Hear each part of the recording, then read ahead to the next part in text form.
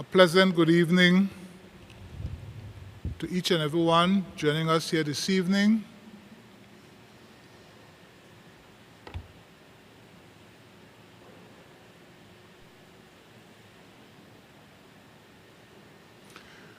Pleasant good evening to each and everyone. Before we get into our program this evening, we ask God's blessings upon this session this evening. Dear Lord, we come before you this evening asking for your blessings upon this session, asking that you guide our thoughts, our lips, whatever we do and say this afternoon, this evening, will be in honor and glory of your name.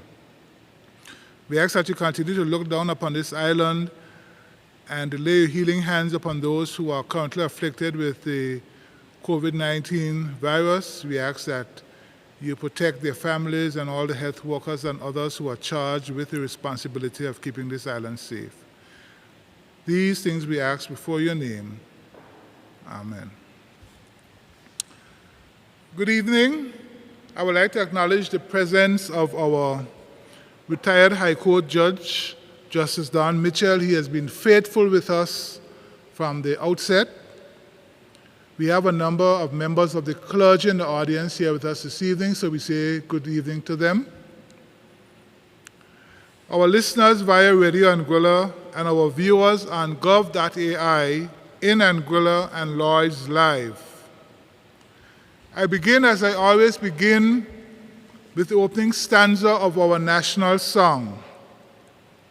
God bless Anguilla, nurture and keep her. Noble and beauteous she stands midst the sea. O land of the happy, a haven will make thee. Our lives and love we give unto thee. Ladies and gentlemen, welcome to this, the seventh and final in the series of town hall meetings that the Ministry of Home Affairs is organizing to solicit the views of the general public on constitutional reform. I would like to state here, as I've stated so many times before, that in the APM 2020 elections campaign manifesto, by way of a vision statement, we stated inter alia that the Anguilla Progressive Movement APM understands that enhancing the foundation of a great society means investing more in its people and empowering them to take ownership of their own destiny. Charting our own destiny means that we have the right to self-determination as the United Nations Charter mandates, and consequently as a people, we will have to reach a consensus on a roadmap on how this can be achieved. After being on the road, so to speak, soliciting the views of the general public, tonight we bring these series of town hall meetings to a close here in District 3, Valley North, at the Rodney MacArthur Way Auditorium. And for those making their way to this session, please enter from the eastern door. We are indeed grateful for all the comments and views shared over the past weeks. I wish to point out that we will not all agree on all the matters under discussion. However, I do hope that we can agree that there is need to move ahead with reforming the Constitution. Ultimately, the hope is that what we present to the United Kingdom government for discussions represents the views and will of the people of Anguilla. As I close out these public consultations, I take pleasure this evening in sharing with you the full text of a message I received this afternoon from Ms. Ivy Plank, a woman who has been fearless in speaking out on national issues over the years. Ms. Plank cannot join us, has not been able to join us for these various sessions, but she has indicated that she listens keenly to every session. I now read from her message.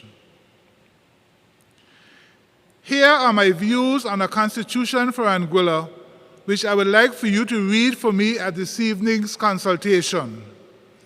I realize that the constitution for Anguilla at this time is set in a colonial context because a colony is a colony, whatever euphemism it goes by. I hear much anger and pain expressed over the dictatorial powers of the governor in the present Constitution. We need to remember, however, that Anguilla chose a backward step of remaining a colony and joyfully chose direct rule from England, the very colonial power that was responsible for the deplorable condition it was in. St. Kitts, Nevis, and Anguilla formed a single colony, which was controlled by England with a central government located in St. Kitts. The only reason it was chosen was that of the three islands, St. Kitts was the only one with a soil, rain, and sloping lowlands suitable for growing sugarcane, which England used to build up its wealth. England, not Mr. Bradshaw, was responsible for the three-island colony. In my reading of colonial history, I never came across a colony that ruled itself or any part of it. It is ruled by an imperial power.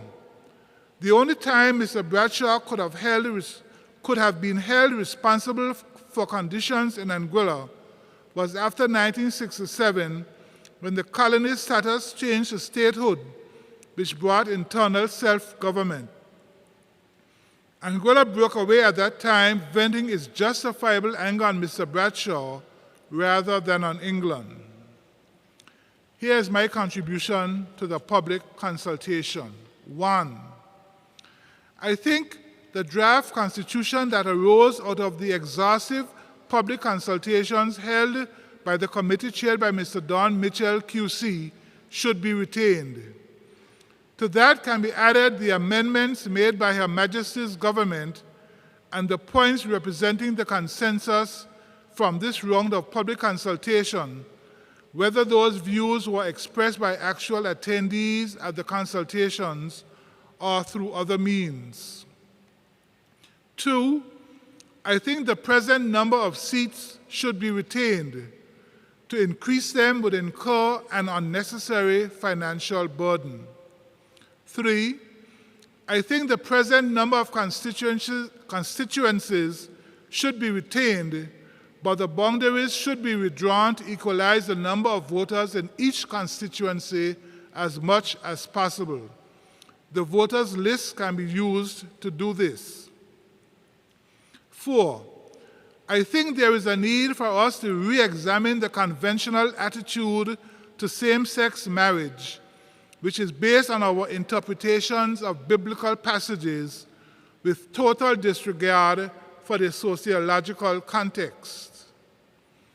At the time those texts were written, the writers did not have the knowledge of the human body that we have now. For example, Bible writers, like the societies that produced them, considered all bodily discharges unclean.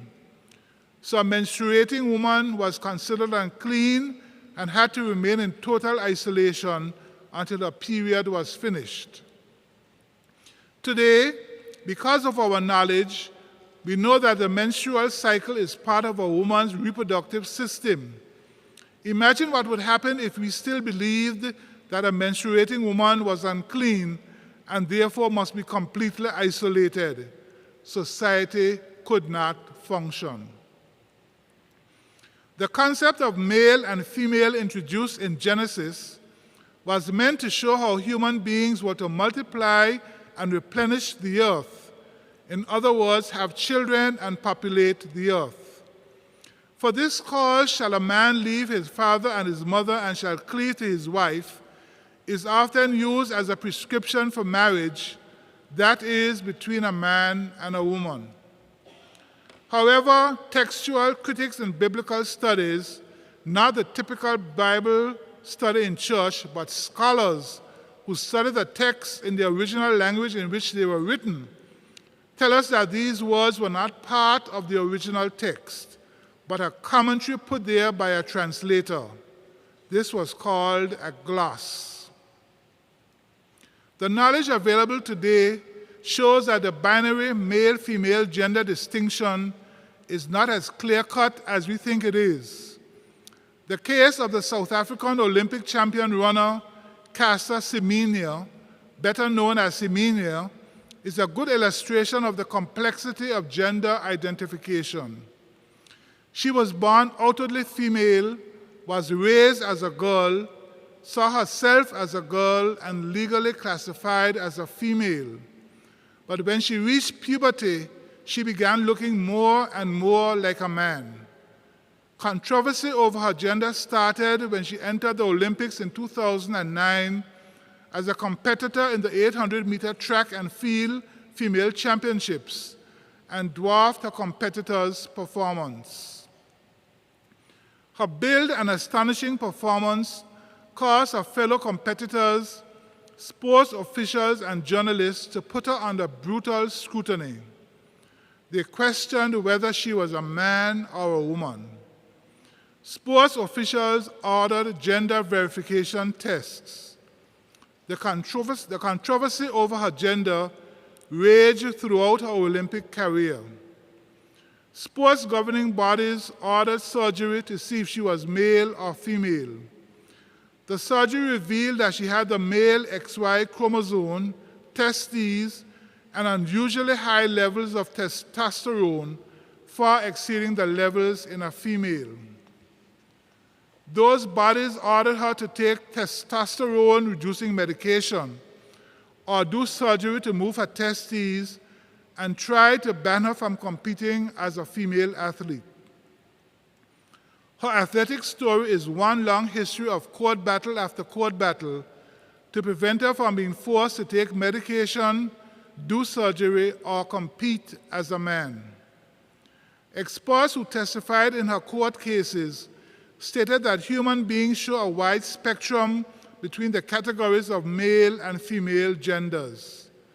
Semenya's case dominated the headlines, but she was by no means the lone case among female Olympic athletes. If gender is as complex as it can be, I suspect sexual orientation is also as complex, for hormones are controlling factors in both. We do not get to choose the hormones we are born with and have no control over the timing of their release as we develop. We are therefore to be cautious about condemning those who do not conform to our stereotypes of gender and sexual orientation. Ivy Plank, October 14th, 2021. I'd like to thank her for sharing that information with us today. I would like to express my gratitude to the Department of Information Technology, DITES, and Mr. Gilbert Fleming of Titanium Sounds and his assistant, Venetia, and in Anguilla for ably so providing audio, visual, and streaming for all the meetings held over the past weeks. I also want to acknowledge the able, invaluable assistance being provided by my able and capable permanent secretary, Dr. Aidan Harrigan, and other technical staff at the Ministry of Home Affairs in organizing and facilitating all of these sessions. With all the above having now been said, I now invite Permanent Secretary Home Affairs, Dr. Aidan Harrigan, to present on Anguilla's constitutional evolution and the key changes under consideration for this round of constitutional reform. Following that, the floor and our online platform will be open to accept your questions and comments. Thank you. Dr. Harrigan. Thank you, Minister Hodge, and good evening to one and all, those of you here in the auditorium and those of you listening via social media. So we will start with the United Nations Charter.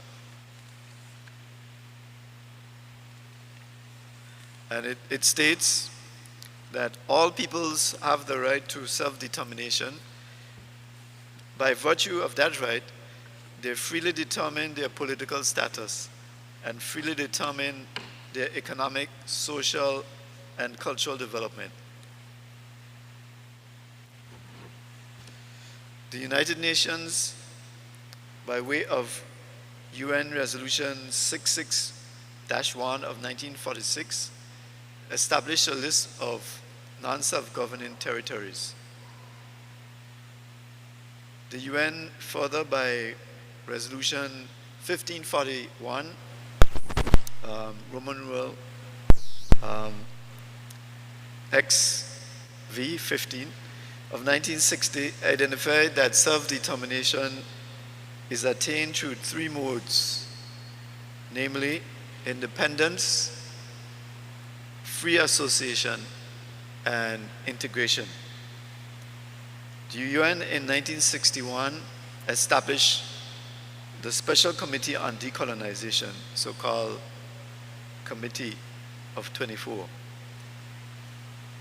The United Kingdom government, as well as other administering powers, are obligated to report to the UN on an annual basis on progress with their territories, the non-self-governing territories, attaining self-determination. The UN declared the first international decade on decolonization to last from 1991 to 2000, with the intention that by the end of that decade, all the non-self-governing territories would have attained self-determination. However, that has not been realized, and there have been a number of subsequent international decades on decolonization, and we are currently in the one that runs from 2021 to 2030. Anguilla is one of 17 non-self-governing territories that the UN monitors. So, in terms of modes of self-determination, independence. Independence, a country gains independence if it has its own government and is not ruled by any other state or country. Example, those former colonies in the Caribbean, such as Jamaica, British colonies in the Caribbean, such as Jamaica, Barbados, and Trinidad. Free association. Free association is defined as being, it shall be the result of a free and voluntary choice by the peoples of the territory concerned, expressed through informed and democratic processes, and should permit the right to determine the internal constitution without outside interference. Example, Puerto Rico and its relationship with the United States of America. Integration is defined as being on the basis of complete equality between the people of the former territory and the country into which it is being integrated. Example, Martinique and Guadeloupe, and their relationship with France. So taking a sweep through Anguilla's history, Anguilla was established as a British colony in 1650 and initially administered through Antigua. In 1825, however, administrative control was switched to St. Kitts.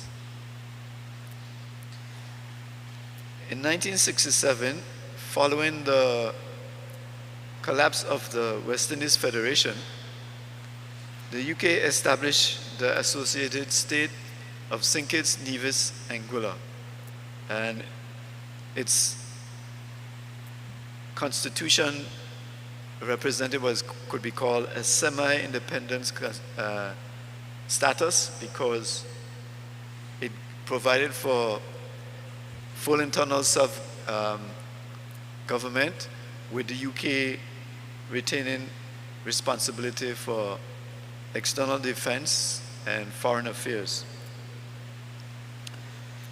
However, Anguillians, given a long history of neglect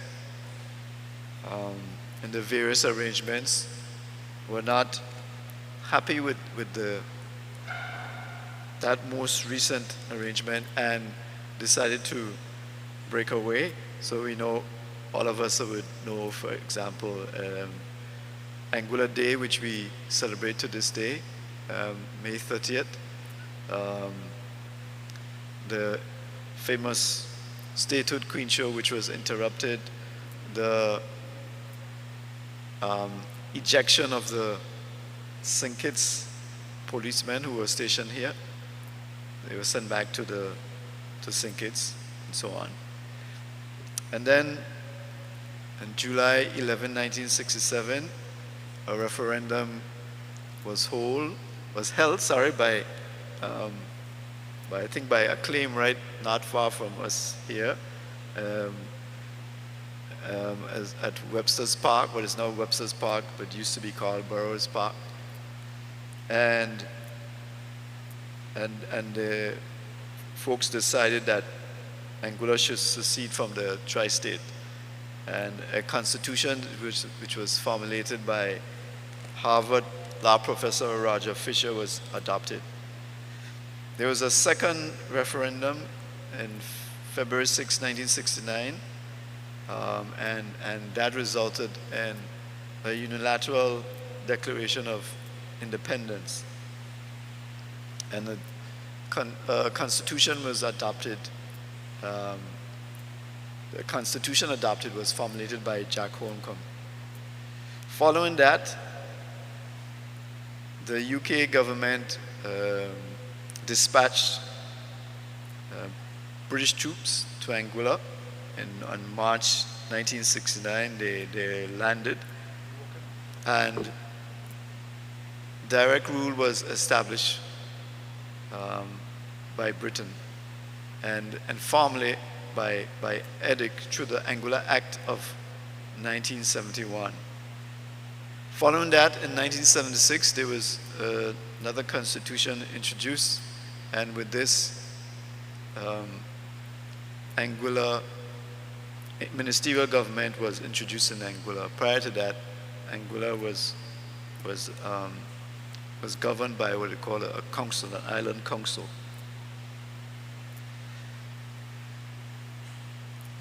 Notwithstanding Anguilla's separation, formally, legally, it was still actually part of the tri-state. And in 1980, the Anguilla Act was passed, and that empowered the UK to allow for the separation of Anguilla from St. Kitts Nevis Anguilla. And that was done on December 19, 1980, which is a day that we still celebrate in the form of a holiday. The Constitution currently in effect is the Constitutional Order of 1982. It was amended in 1990, and one of the provisions was to allow for the position of leader of the opposition. And it was not until a couple of years ago, 2019, that there were further amendments, which we will get into in a bit.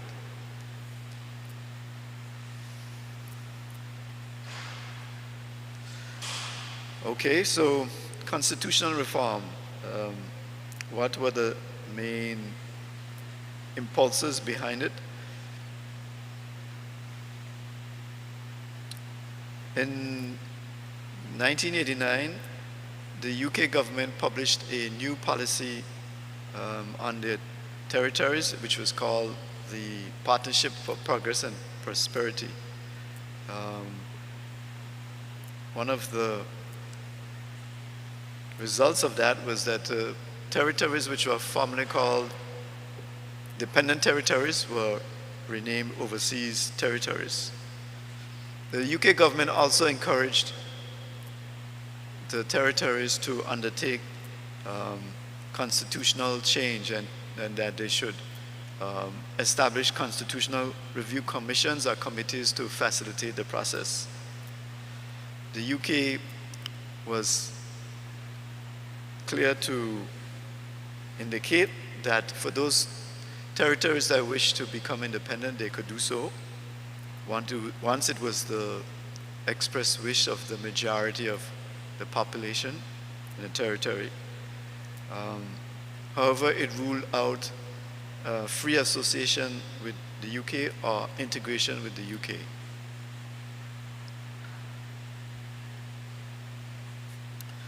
So in Anguilla, in 2001, a constitutional committee was established and met, had a number of consultations, tried various means of encouraging dialogue, and however, no formal recommendations were made, although speeches and transcripts of meetings were subsequently published. That same committee would have been responsible for, with the consent of the UK and the UN, holding in 2003 a UN decolonization seminar here in Anguilla. And a statement was read from the UN Secretary General at the time, which he stated that achieving self-government for the peoples of the world has been one of the cardinal goals of the United Nations since its inception. In 2006, another constitutional committee was established and held extensive consultations and concluded its work within 6 months. However, nothing was done with the work that was completed, and it was not until 2015 until another constitutional committee was established, and it met over the period 2015 to 2017. It tabled a report and also tabled a draft constitution.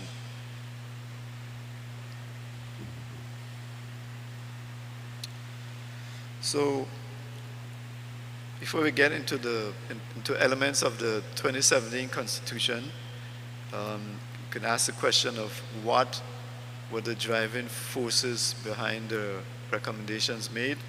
And the committee would have indicated that based on the consultations which they had and the various public meetings, town hall meetings and so on, that the public would have expressed the view that they felt that there was a lack of democracy in the existing constitution.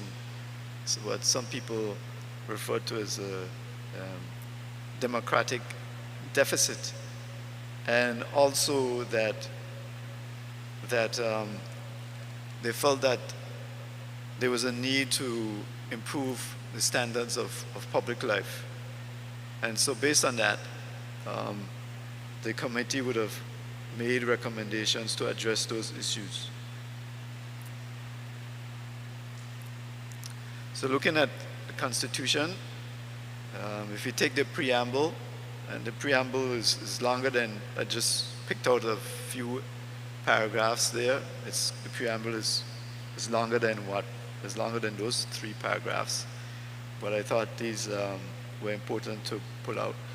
So it says, whereas the people of the territory of Anguilla have over centuries evolved with distinct cultural identity and will, which is the essence of an Anguillan, and acknowledging that the society of Anguilla is based on certain moral, spiritual, and democratic values, including the belief in God, the inherent dignity of the human person, the inalienable right of the freedom of the individual, and respect for the fundamental rights and freedoms and the rule of law, and further, affirming that the people of Anguilla generally have expressed a desire to become a self-governing people and to exercise the highest degree of control over the affairs of their country at this stage of its development.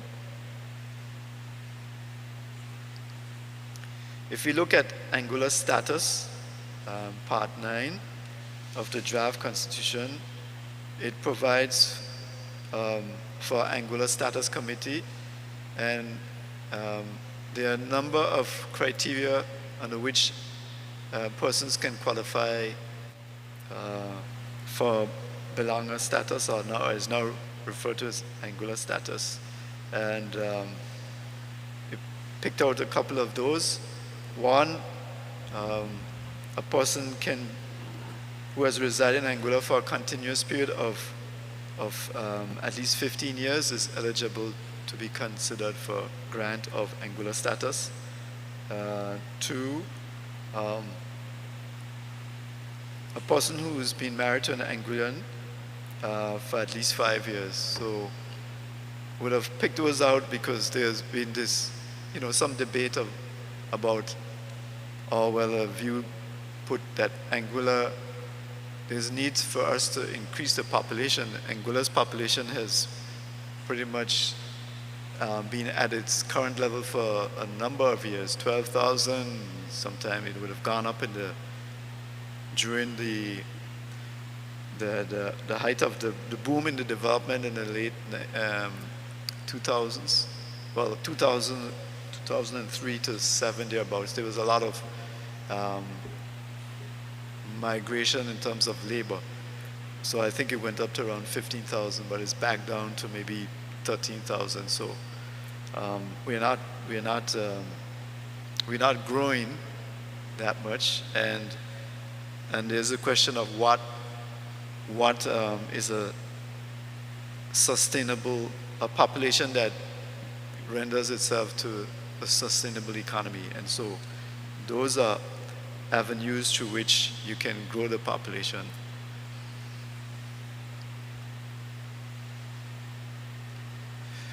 Representation in the House of Assembly, if you look at Part 6, currently there's provision for not less than 11 members, and the proposal is that should be increased to 13.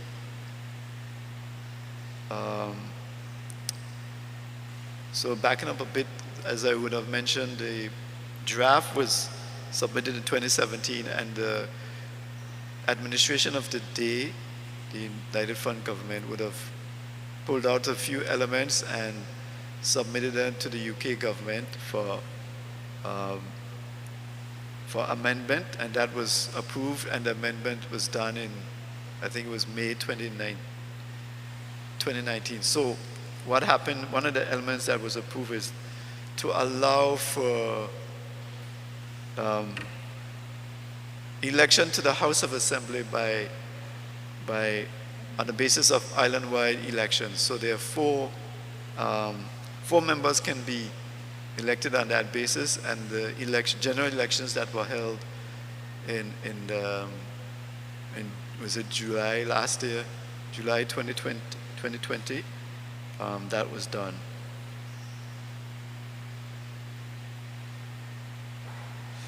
Of course, we know that there's also elections on the basis of district representation, and there's currently seven electoral districts, and there's a recommendation that that could be increased to 9 districts. So this can, in terms of representation, and the statement that was, correspondence that was read out earlier by Minister Hodge made reference to these. So the debates on how this should go. I think everybody agrees that in terms of the current 7 electoral districts, that the distribution is quite skewed. So we have rather small districts like District 2, Sandy Hill, and District 7, West End, compared to very large districts such as District 3, Valley North, District 4, Valley South, and District, that would be 6, I think, 6, Road North. And so the question is, should increase the number of districts to 9 and make the distribution across those 9 districts, or should it keep the number of districts to 7, but again, have a more equitable distribution. Whatever so a decision would have to be made, or which way you go, but keeping in accordance with good practice, this should be done, recommendations should be done by a district boundaries commission, which the Constitution allows for, and go from there. Another aspect of representation has been the question of whether the 2 ex officio members in the House of Assembly, the persons of the Attorney General and the Deputy Governor, whether they should have a vote. And this draft Constitution recommends that they should not have a vote. And as we have been saying, you know, that issue came to fore earlier this year with the passage of the GST bill, when the GST bill was put over the line by virtue of those 2 ex officio members voting. And the viewpoint expressed by many people is that legislation of such nature really ought to be voted on by people who answer to the electorate. And so if the electorate disagrees or agrees, then in the subsequent election they can vote as they see fit. So why is it important to have a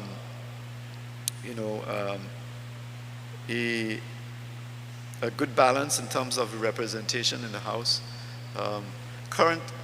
The way the situation in Anguilla has been for the most part is that when you have the Executive Council, typically the members who form Executive Council, when they go to the House of Assembly, if they stick together, it means that it's a fait accompli, that the government, that whatever legislation is being debated will pass. And so that is termed a rubber stamp. And it's a feature of democratic principles that you should have separation of the different vehicles of government, so the executive and the legislative and the judicial. So as I said, that is something that would need to be decided on in terms of how we want to go forward in Anguilla in terms of representation in the House of Assembly. So one that I've put in here, a new slide, because that is this question of referendums has come up, and in other words, that if there's strong views on a particular issue, does the population have a means to affect the process outside of elections? And so by providing for referendums, it's possible to do that. So what is proposed in the draft Constitution is as follows, and that comes under Section 66. And it said, there shall be presented to the Cabinet a petition signed by not less than 25% of persons registered as voters in accordance with Section 669. The Cabinet shall settle the wording of a referendum question or questions within a reasonable time period as prescribed by law. And then the Cabinet shall determine the date of the referendum, when the referendum will be held. And then, subject to the Constitution, a referendum on this section shall be binding on the government of Anguilla and the Assembly if assented to by more than 50% of the persons voting in the referendum. So I think that is an example of how, the democracy can be increased.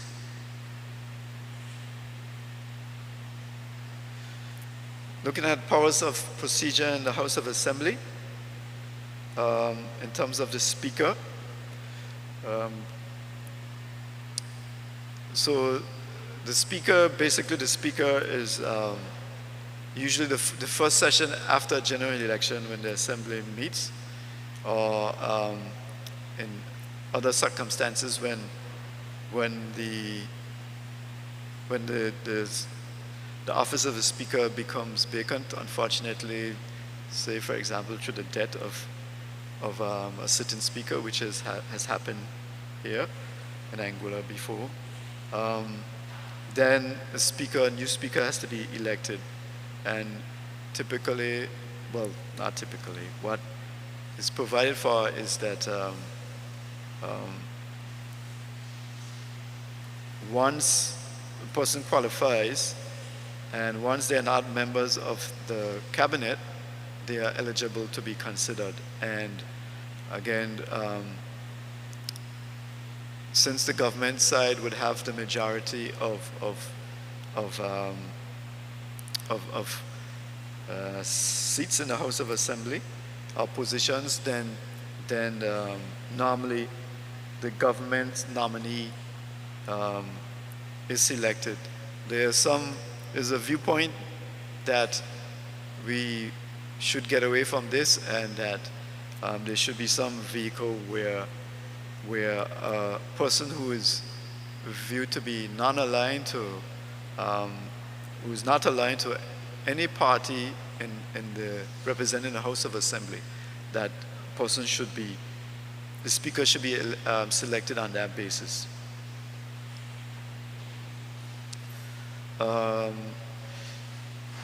Voting.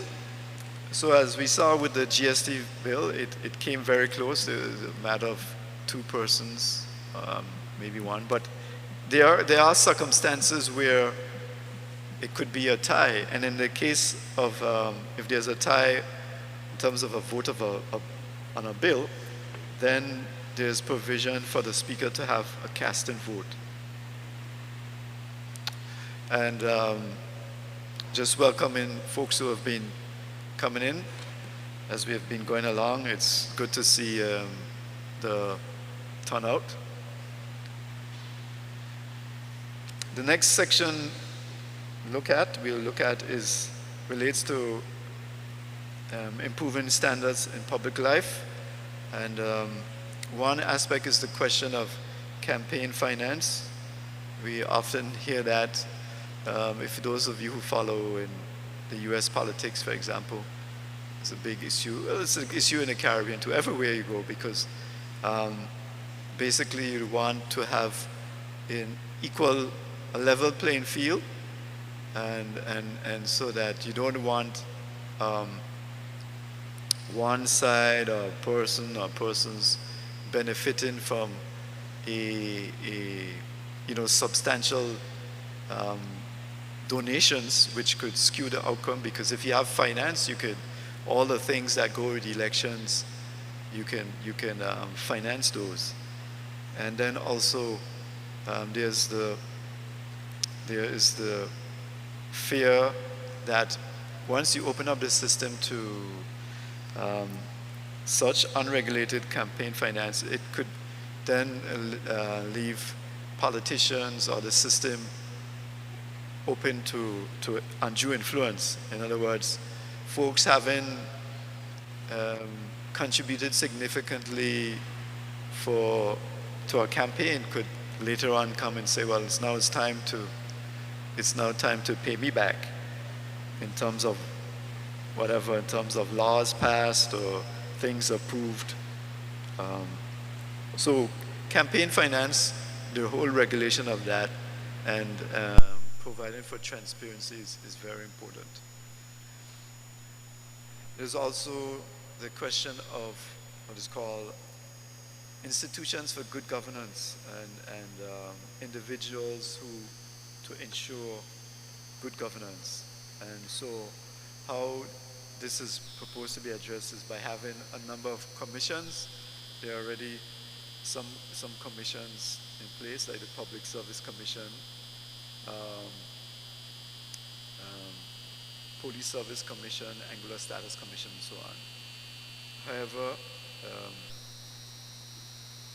there's a proposal to have some new ones. For example, Appointments Commission, which would deal, for example, with appointments to boards, the statutory bodies, boards of statutory bodies. There's a complaint that often that governments tend to populate these boards with supporters, and therefore then maybe there's not objectivity in how the boards are run. And so again, to try and remove that perceived bias, the recommendation is they should have a Appointments Commission. Integrity Commission, that is currently lacking. Provision for commission and inquiry so that at all levels the system can be held to account, and persons within the system, right up to the premier, or in the case of independent countries, prime ministers. And for those of you who follow events in the BVI, you know that there's currently a commission of inquiry undergoing, and in fact this past week the premier of the BVI, he was given testimony. In terms of commissioners, there's a recommendation for Human Rights Commissioner, Complaints Commissioner, and a Freedom of Information Commissioner. Freedom of Information Commissioner would be very important. If you're going to have transparency and accountability, it's important that the general public has access to information, and certainly the more developed democracies, the citizens can write and request information on anything except those which are classified as for security reasons, whatever, and then the governments are duly obligated to respond. Another aspect of standards in public life relates to public finance. And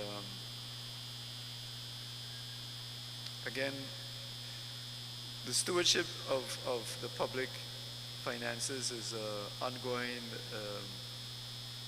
issue. If you listen to talk shows or during the various campaigns, elections campaigns, invariably one party tends to criticize the other, and the switches when they alternate in power, but tend to criticize each other and say, well, you did not manage the public purse properly. You were imprudent. And so there is a section proposed in the Constitution which is modeled after TCI Constitution, and it deals with value for money, as I said, transparency. It deals with things like borrowing, the extent to which you can borrow, the accountability of public officers, and so on. And one of the recommendations is that currently there's a Fiscal Responsibility Act, and the recommendation is that that be replaced with a new act to be negotiated and agreed. And the current Fiscal Responsibility Act is actually now almost, it was implemented, passed in 2013, so it's almost 10 years. So yeah, it's probably would be sensible to review it. Um, Interestingly, in section 129, there's a provision which allows for the governor to ensure that that what is provided for in part 10, that that be upheld. That's not in the TCI Constitution. So we should find out why. It's felt that that should be included in Anguilla's Constitution. So that's a question for the British when they come back for discussions, negotiations. Financial services. The negotiating teams in negotiations were held with the UK government in 2019, and one of the proposals was that financial services should be returned to as a devolved responsibility to the elected officials, to the ministers. And it's my understanding that previously the government of Anguilla did have responsibility for offshore finance, financial services, but that was given up. I have no idea why. But financial services is very successful, very important for BVI and Cayman Islands and Bermuda. They generate a lot of revenue from it. The BVI, for example, generates around $200 million per annum in revenue, whereas from financial services here, government of Anguilla gets about $5 million per annum. So I don't know if we missed the boat on that one, but that's a big discrepancy. But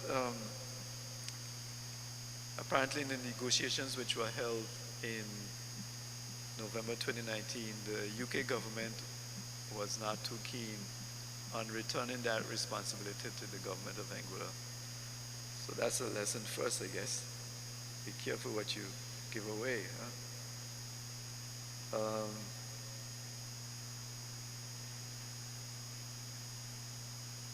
Powers of the governor. The powers of the governor down the line in the various constitutions that have been in play in Anguilla, in effect, have remained the same, and in some instances have been embellished. The UK government has taken a strong view that since they're signatory to various treaties and obligations, that they must ensure that they are upheld. And also the question of contingent liabilities, since the territories, be it, if they were to go bankrupt, for example, the UK government is obligated to provide financial assistance, which comes from the UK taxpayer.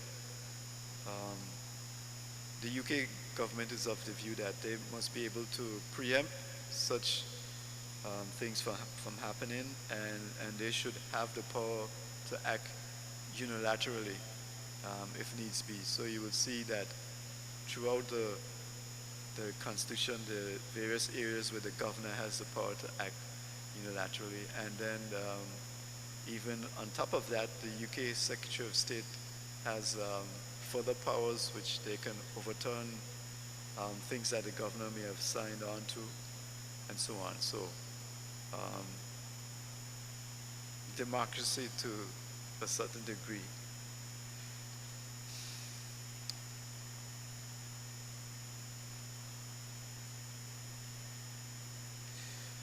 Looking at the executive, so the Constitution provides that executive authority shall reside and vested in Her Majesty, who is represented in Anguilla by a governor, and that there should be a cabinet. Right now it's known as executive council, and that the governor should chair the cabinet.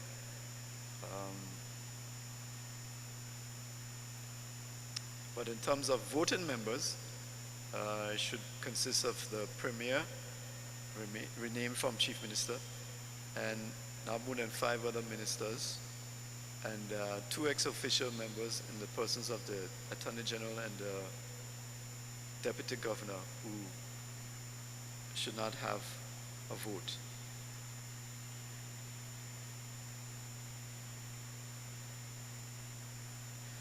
There is an extensive section in the Constitution dealing with what is called protection of fundamental rights and freedoms, and this relates to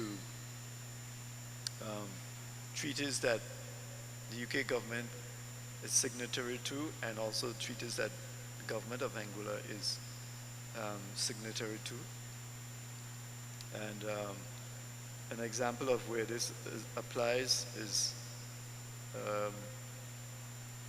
protection of the right to marry, and this subject is, as was with the negotiations and discussions in 2019, has generated a lot of discussion here in Anguilla, and the UK government would like to see a language which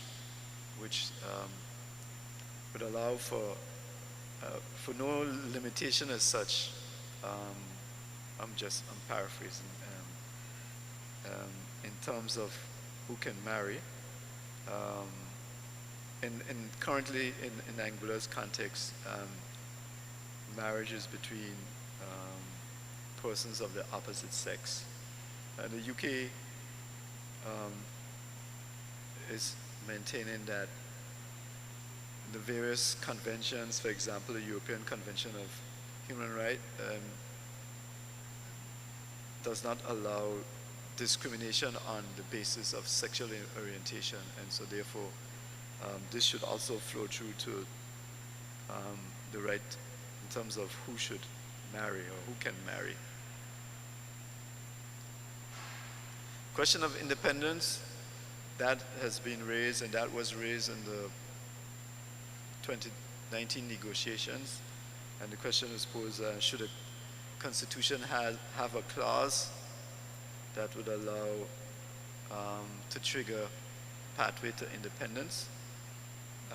The UK government responded that the Anguilla Constitution is built on the Anguilla Constitutional Order of 1980 and Act, and that allows Anguillans to opt for independence if that's the majority will. In terms of the amendments that were made in 2019, there were 3, and I would have referred to a couple of them. So just quickly, we've gone from, there's been a renaming of the position of leader of government business from chief minister to premier. There's also been a provision for election on an island-wide basis, and there's been an amendment to allow for the grant of Anguilla status if you're a grandchild or great-grandchild of a person born in Anguilla who has Anguilla status. So to conclude, do you, the general public, think that the proposed changes satisfy the demand for increased democracy? Do you think that the proposed changes satisfy the demand for improved standards in public life? And are there any other principles of note or provisions which you would like to see reflected in the revised Constitution? Thank you. Thank you very much, Dr. Harrigan. I just want to acknowledge, since we spoke last, I just want to acknowledge that Quite a number of persons have joined us. I just want to welcome our Ministerial Assistant in the Ministry of Finance, Mr. Morton. Good night, sir. We also have with us the chairpersons of the Anguilla Christian Council and the Anguilla Evangelical Association and quite a few others. Members of the clergy are with us this evening. We bid you welcome, as well as a number of other members of the public. The floor is now open for your questions, comments, interventions. We ask that you come to the microphone in front here to make a presentation. Don't be shy. This is the last night, and we want to hear from as many of you as possible.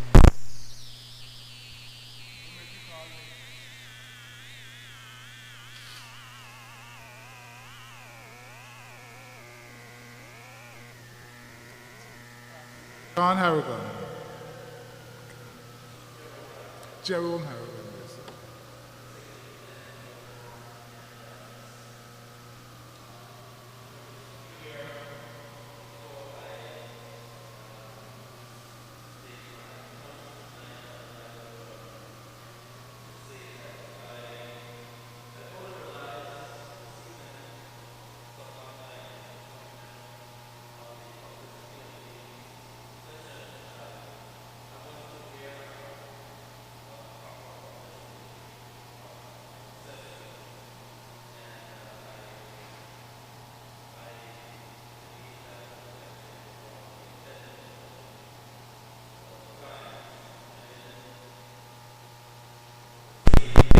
Official publications. I don't know if there were any official publications out there, but it's good to be here nonetheless for the final session.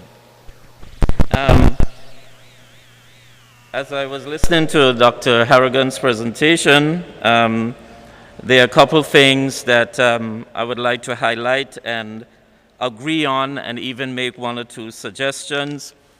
One is that regarding to the House of Assembly, the Constitution of the House of Assembly, and in particular the Speaker of the House, I am in full agreement with the proposal that the Speaker should not be aligned with a party, and as far as is possible, that the Speaker be chosen in a democratic sense and from the general populace of the country, where, for the most part, or if at all, that it would not be involved or aligned with a party, because this would add to the democracy of that we are talking about in the House of Assembly.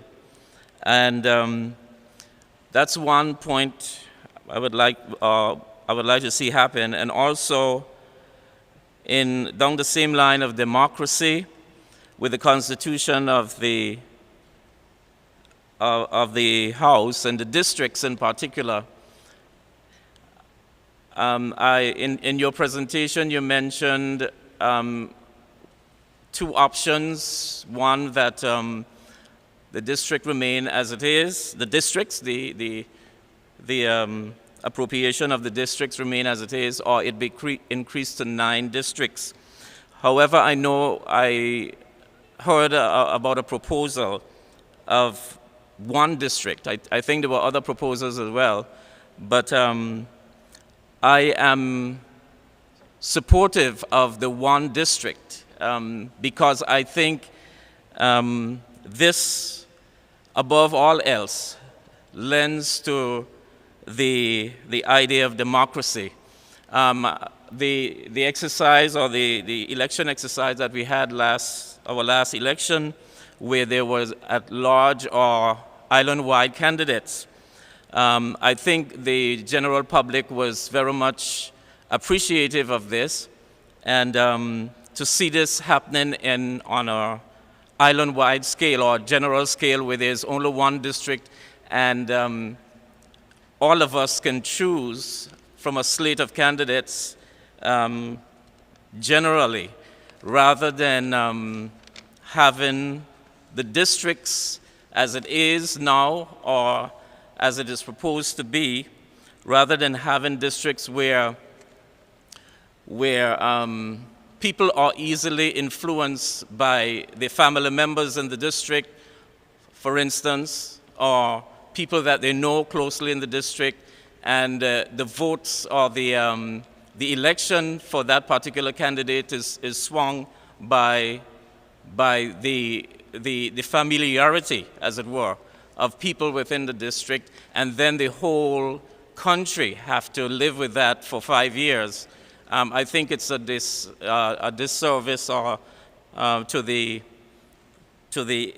population at large, and I think it will Anguilla will be served much better if there's one district and we choose our candidates. All of us are able to vote for at-large candidates, as it were, from the one district.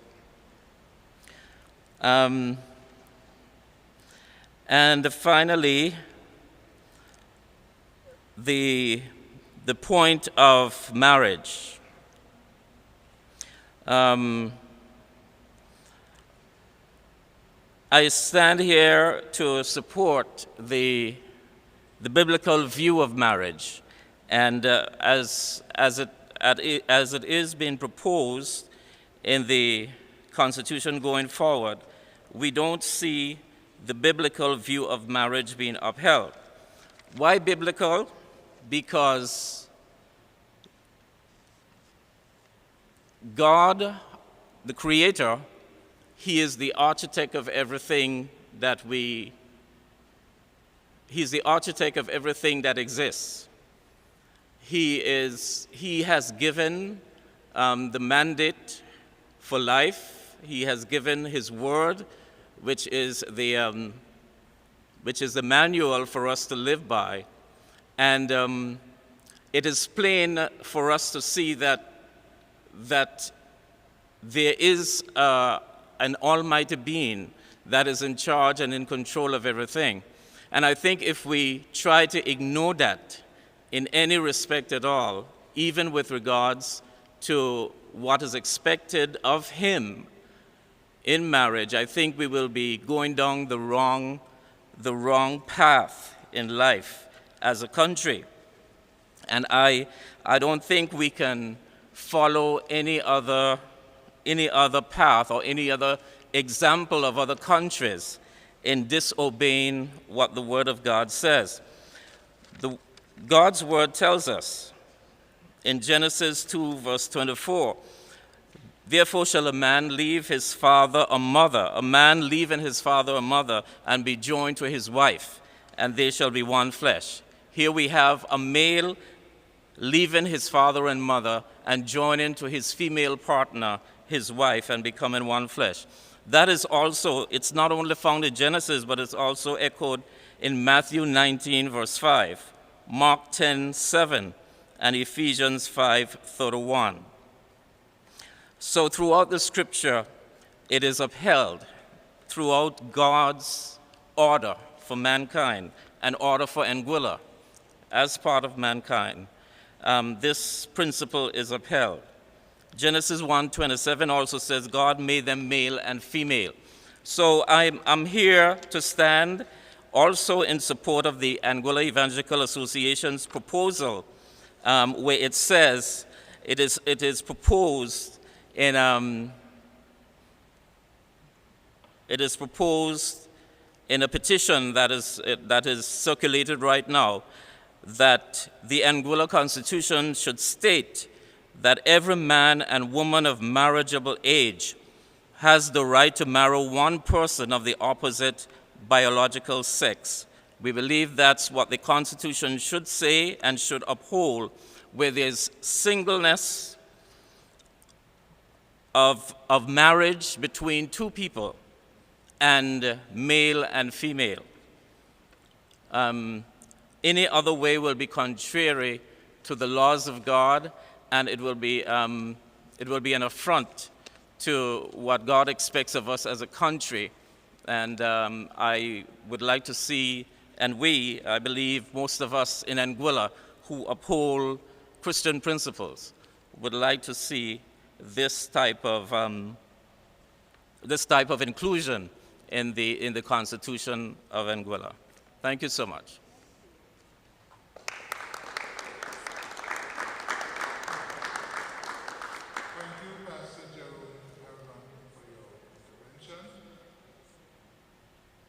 The floor is open.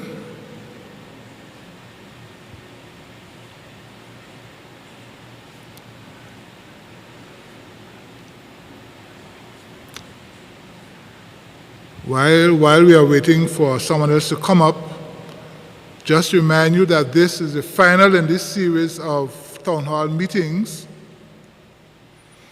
And following this, we will be collating the various views expressed over the many weeks, and then we will be sharing them with the Constitutional and Electoral Reform Committee.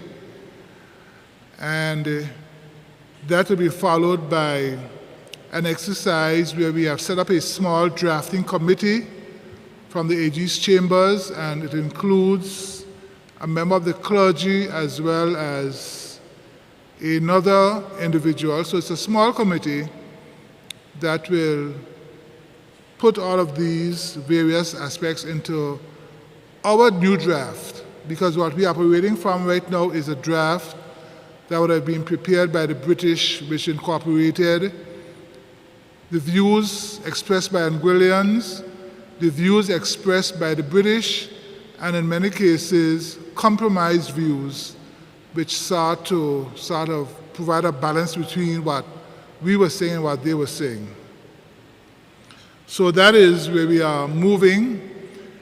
This coming Saturday, we are slated to have a session with Apony in New York, Mr. Carlson Connor. So we're going to be meeting with a wide range of Anguillians in the diaspora on Saturday evening.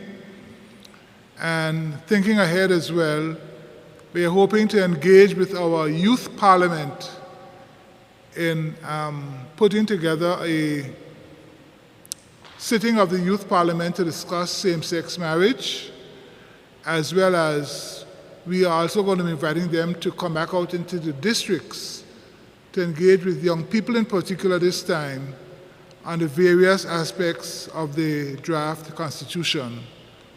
So all of that still lies ahead, and we continue to invite your comments, your questions, communicate with us. So anyone else would like to raise a question?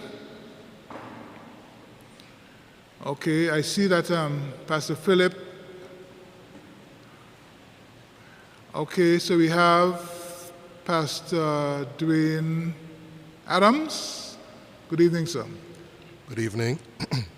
Good evening to all. I just wanted to come this evening and add my voice to this very important discussion. I want to start by commending the Constitutional Electoral Reform Committee on the work that they have been doing, which I can only imagine is both joyful and at the same time very taxing. But it needs to be done, and I do appreciate the fact that the general Anguillan public has been given an opportunity to give their input, because indeed the will of the people is necessary. The will of the people is important if they must abide on the laws that are being drafted. Those laws should not come simply from the intelligentsia of the nation, but they should be reflective of the will of the people. As a Christian, as a believer in my Lord and Savior Jesus Christ, I am far more interested in the will of God. I am interested in the will of people, but the will of God, as expressed in the Holy Bible, is everlasting, is eternal, is unchanging, whereas the will of man I find to be fickle. One day it's this, the other day it's the next. I may not be the oldest in the room, but I am old enough to remember when, as a student in the high school, I sat under many of the thinkers of that time, whether they were Christian or Rastafarian, and it was clearly expressed that we, though we be a small nation, we have the right and we must fight for and hold on to self-determination. We cannot let the greater powers, though it was a popular term in that time called third world nations. Though they may call us third world nations and call themselves first world nations, you are not third world citizens. And I remember it didn't matter so much the faith. You know, I can call names on the Rastafarian side and names on the Christian side, but this is what was told to the students. And I sat there as a 12-year-old, a 13, 14-year-old, listening to them and believed it, that even though Anguilla was the little 35 square mile, we could determine our future. Well, some of those people have passed on, but here it is, and I speak about the will of man being fickle. Here it is, in my lifetime, that we are giving serious consideration to certain issues, and there are many issues there I agree with. I think the document is coming along fine. You know. But the issue in particular of gay marriage, we are giving this serious consideration and making it seem like such a big issue when, in truth, the origins of the issue are not here. It's not in Anguilla. When you talk about ideologies and the way they originate, and even besides origin, the force behind them, it's not Anguilla. This is not an Anguillan issue that we are spreading. I will go as far as to say it's not Caribbean. This is not a Caribbean issue. I don't see Jamaica and other Caribbean nations kicking up for this. I'll go a little beyond Anguilla and the Caribbean. I will say, if we were to trace our roots and we call ourselves largely an Afro-Caribbean people, this is not even an African issue. Many African nations have been threatened that unless they sign on like us, their aid will be taken away. So, where's the origin of this issue? Well, the origin is the nations that 30 years ago, 35 years ago, I were told, though they call themselves first world nations, and though they call us third world nations, you are not third world citizens.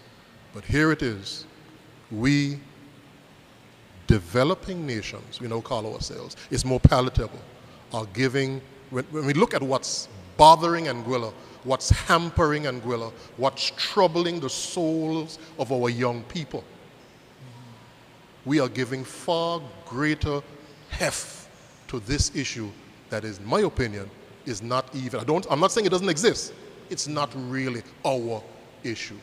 I add my voice to the many Anguillians who have signed petitions and who are still a God-fearing people and who say that it is their desire that we follow the outline given to us by our Creator in that marriage should remain as a sacred union between one man and one woman.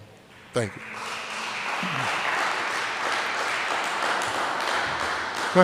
Thank you, Pastor Adams. We recognize Miss Avanella Griffith. Good evening. Good evening. Good evening, everybody. Can you hear me? Yes, we can. Yeah. Thanks for the opportunity to share. This is an island I love, and I believe God has put me here for a reason, and I want to do everything that I can to ensure that those who come behind us enjoy it as much as we do. Our Constitution is not just, I believe, about things we should abide by. I believe it reflects who we are as a people. I think I heard Mr. David Carty say it, and I was like, that's the word I was looking for. Our Constitution reflects our culture. It reflects us as a people in our core. Our Constitution is our foundation. And I think it's important, I believe all of us, and especially in Anguilla, know that it's important on what you put your foundation. So far, Anguilla has placed its foundation on a lot of godly principles. And we've seen the benefits of such. I believe God has protected us in so many ways. And if we can see, it's because we have built our lives, our country, on His principles. Over the years, we've been going away from them. We've been getting into things like gambling. And now we see that this mechanism of homosexual marriages is another thing that wants to get in there and to erode our foundation. Tranquility, I believe, is not because we have been very good people and that we are better than anybody else in this world. But tranquility has been a blessing. I believe that we have been recipients of straight from God. And because we have built our lives, again, mainly on biblical principles. And when I say we, I'm thinking of our forefathers. We love each other, we help each other. That's what I knew growing up. And even if people chose to live their lives outside of biblical principles, they were never killed, they were never abused. But when it came to our laws obeyed and were aligned with nature and with the good rule book. And I fear, and though I don't typically fear, that we are the trend is to move away, and in doing so, we may end up displeasing the one whose hand has protected us from so many things. We look at going through Irma. Had Irma gone over other countries, it would have probably been horrendous. But not one person in Anguilla died.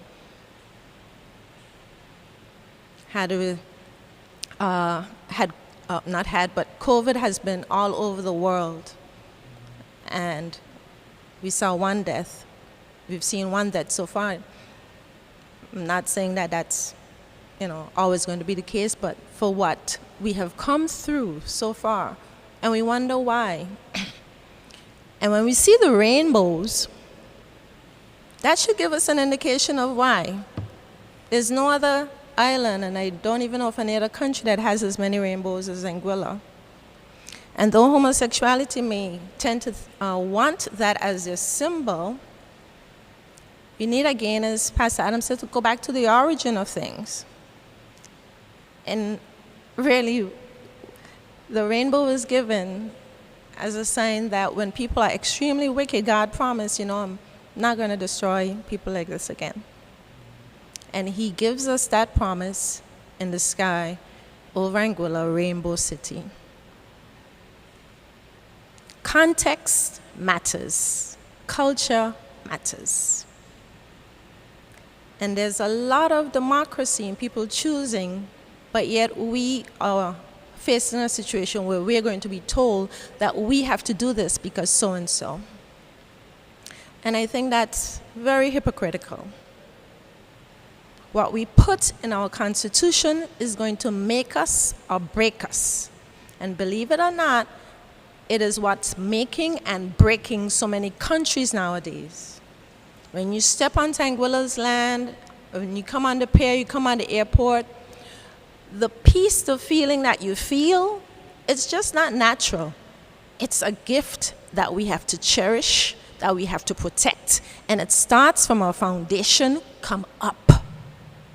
But when we play slight with it and we don't acknowledge it and realize that these little things come together and they knit something bigger, then it can be easily lost.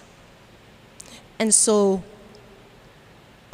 amending and rewording our Constitution is just not a casual thing to do, because you're not playing with walls that can be broken down and relaid easily.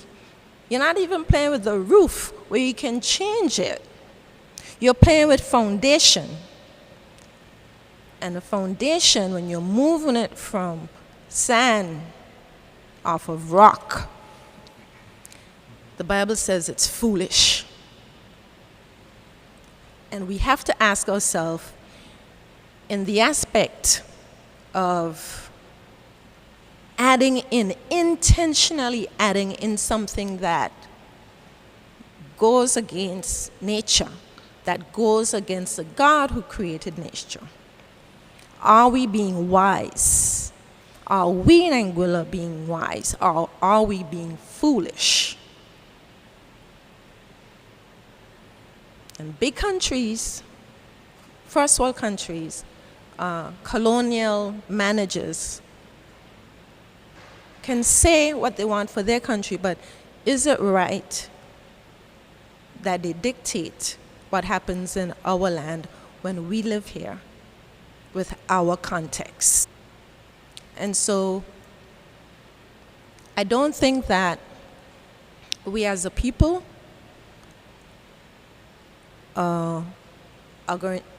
it is not in us to be hurting, to be going about killing, as in some countries, homosexual people. But when we come to making certain things our law and what we stand upon and what we live by, that's a whole nother level. And we ought to be very, very careful that we don't go there, because that's a line when crossed can be very dangerous for generations to come. Not just the repercussions aren't now, but the repercussions are later. And we in Anguilla have an opportunity, because we are almost last in this line. The Caribbean region is last in this line. We get to look at the other countries that have done this thing. Our teachers are going to be given books where families are going to now be nuclear, single parent. They're then going to be two males in a family, 3 males and 1 male, 2 males, 2 females. And as a teacher, if I refuse to teach such to our nation's children, I don't have a job. With the aggressive agenda of the LGBTQ community, our musicians who are booked to play gigs for weddings and then upon arrival find out that it's a gay marriage and they decide not to play, they'll be sued. Some pastor may be picked upon who persons know will deny, refuse to marry gay people. And this pastor will be picked upon, and the push will be there to get them to go to jail.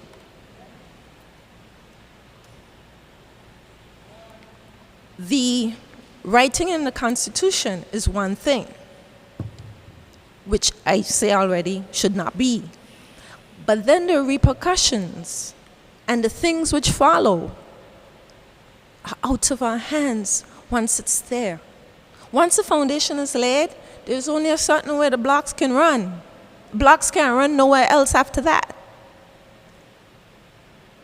And so the livelihood of all our people, when we put things inside of the Constitution, is important. And again, when we look around and see what has happened to countries after this has been allowed, it just hasn't stayed there. It has gone on to the next, and to the next, and to the next.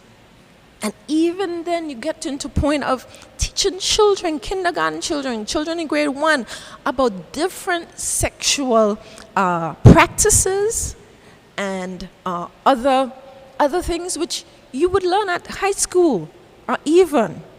And now they have to be forced to be taught certain practices and be told it's okay if you want to change from being a girl to a boy at 4, 5, and 6. It is okay. You don't have to, because it doesn't stay where it is now. It snowballs. And a teacher is going to have to be obedient in teaching children at that age. Your sexual identity is fluid. None of you in here are girls. None of you in here are boys. You can choose which one you want to be. And if your parents tell you anything, just come and tell me, and I will take it to the social welfare department, and I will take it to this person, and they will make you leave that house and go and live in a house where you can be whichever sex you want to be, whenever you want to be that. Is that how tranquil Anguilla should be? Is that the tranquility we were blessed with? The tranquility we were blessed with is not going to just stay there and be with us all the time just like that. We have to protect it. We have to acknowledge it, have to recognize what we have, protect it, and cherish it. I believe our taxes should be tranquil. Our laws should be tranquil. Our traffic should be tranquil. That's because we were given something when we used to criticize how much stuff St. Martin had going on with it, even traffic, as Anguillians. Now we are threatening the same thing. And Anguilla is not going to remain the same because of outside forces, because of inside forces, but we have to decide, what is our Constitution, what is our foundation going to be built on, and then go from there. Thank you. Thank you very much. Thank you. We have Ursel, and then we have Mr. Morton in the back. Yes. Greetings to everyone viewing us and listening to us. And thanks for the opportunity to say something. And just taking over from the sister there, in addition to what she has been saying, we realized that just earlier this evening, I had an item of news on radio where it was being said that in the UK, 52% of the people believe in marriage. And then it went on to say that there are some who prefer to live together.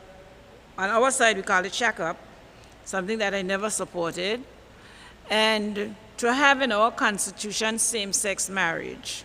I think that we are going contrary to the will of God. The biblical scriptures has been saying it all along, and we've grown up on that. And if this Constitution that we are putting forward has to be worked on with the UK, and that is what UK is putting out today, 52%. Just take off other two and you're saying 50-50, okay? And again, sexual orientation. When I read about news in other parts of the world, and you are hearing about preschoolers and those other primary school children coming and asking you about certain words that they would have heard, words as the teacher just say, what we would have learned in high school when we're doing biology, okay? So we are really frustrating our little ones from down there. So it is no way, whether I am representing the people or whoever, am I going along with same-sex marriage. Sometimes when you talk with some young people, you have seen where some of them have been in these kind of conversations already and see it like, it was always there, yes. Whatever was there in people's private lives, it was in their private lives. But when you put it in writing, it's a different thing, because people then have to deal with the choices they make, what they did in their private lives and whatnot. And the other thing now, as Pastor Jerome was speaking about the democracy, and he spoke about the Speaker of the House. We know now that everybody has a line of where they're going to vote. But it has always been obvious that there have been some people who go to the forefront for everybody to have to know which party they support. And I know it's a problem then, because as a union leader, I know there are times when I had to oppose governments, even though I had voted for them. And some of them would say, she's against the government. That was not the point. It was the issue that I was looking at. So sometimes people could look as if they were supportive of a party as well as it's not. But again, when the time comes, people will know exactly who to choose and what not. And then the other thing, I have to do some more research on whether we should have the one district or stay with our, the districts that we have. We have already gone into the island-wide elections, and so, you know, but that could be done. Thank you. Thank you very much. While Courtney comes, I just want to read a comment online that says, one electoral district like Montserrat, 11 seats, elected speaker, no AG nor DG in the House of Assembly. Districts are gerrymandered and undemocratic. Anguilla is one small contiguous island, unlike BVI.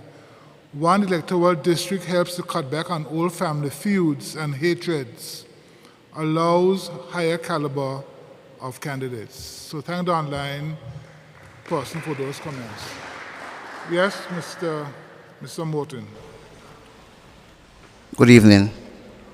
Good evening to the online viewers and listeners, and thank you for the beautiful job you've been doing with this constitutional reform briefings. Tonight, I just want to touch briefly on electoral reform. Earlier, when I was on my way here, you spoke about maintaining the 7 districts, in your opinion, and the 4 at large, and kind of shifting the boundaries to ensure that each district more or less have equal votes and equal representation. And I think that's something that needs to be looked at if you're going to maintain the 7 districts and 4 at large. Because you could see where, for example, a gentleman could get elected in West End with 314 votes, and someone could lose the seat in Valley South with 614 votes. So it's very important that if you're going to maintain the 7 seats, 4 at large, we do our best to equalize those districts. And as I touch a little bit on the at large, the one district, if we do a one district, me personally think that it's a way to get away, we should get away from the party politics and go into the individuals themselves. If you maintain the party politics, then to that one district, you may have to add kind of a governor and a deputy governor, but in our case, you could have a premier and deputy premier.